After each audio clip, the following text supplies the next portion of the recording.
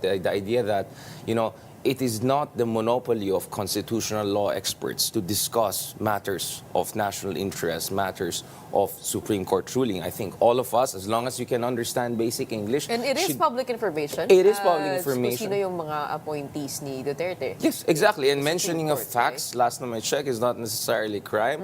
Especially when you put a caveat, especially when below that, I mean, you can check the tweet I shared with you. Babalikan ko nga eh. Yeah, it's very clear in the tweet, right? Sinabi ni Richard D. Darian, fact, Duterte had appointed as many as 13 out of 15 Supreme Court justices by 2022. This reached 200,000 views. And then after that, on the same day, you said nevertheless... No, it's under the same tweet, actually. Nevertheless, the decision was unanimous and would be unfair to automatically cast judgment just because of appointment patterns. And then I also said, check the Supreme Court site here, citing the tweet. And then this is also when I reached out to the Supreme Court and asked them if I could interview them, but it looks like they're still not open to open interview at this point in time. So that's why I was really surprised with this kind of thing. So is it legal harassment? Is it certain people trying to silence me? I remember back in the day, some of these good friends of ours are my fans, right? I remember there was a picture I had with a puppy, right? Like I was parked car and then the puppy was there and then they make it look like a reckless driving. It was just so ridiculous. So this is unfortunately not the first time I'm facing this kind of, let's just say, funny situation.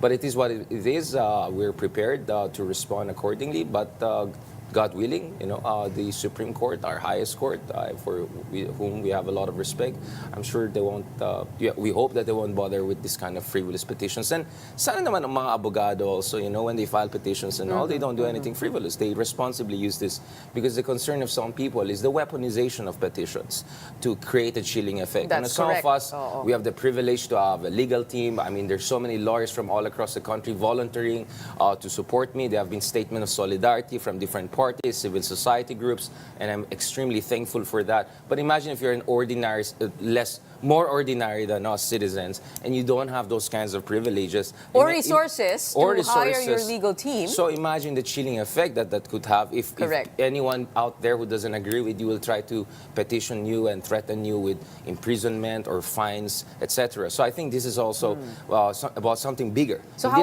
will you respond to this?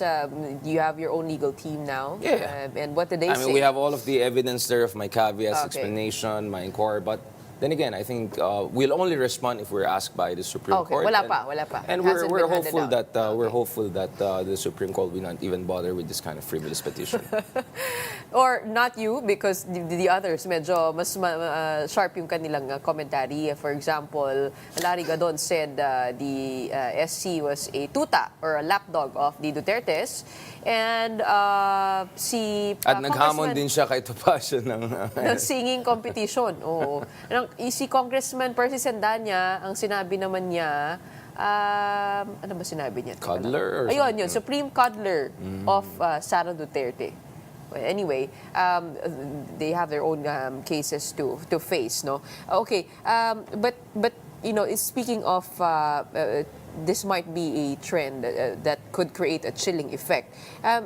How should we draw the line here in terms of commentary?